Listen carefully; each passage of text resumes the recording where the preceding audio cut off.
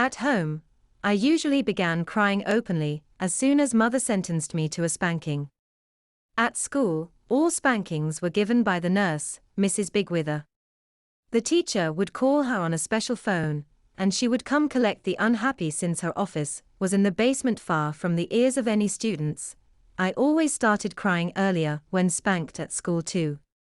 By the time I walked down the stairs and down the long hallway to her office, my face was usually tear-streaked.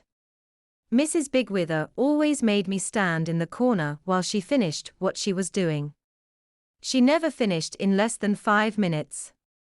And she always used corner time afterwards as well. From the moment I entered her office until the completion of my punishment, when she called me out of the corner for a hug of reconciliation, I cried like a little boy. In some ways, I cried hardest afterwards when she held me in her arms and said things like, "We're all finished with your spanking now, sweet Daniel. You're my good little boy now, aren't you? I know you learned a good lesson over my knee, didn't you? Yes you did, yes you did. You're Mrs. Bigwither's good little boy now. And you're going to be on your best behavior so Mrs. Bigwither doesn't have to spank you again, aren't you?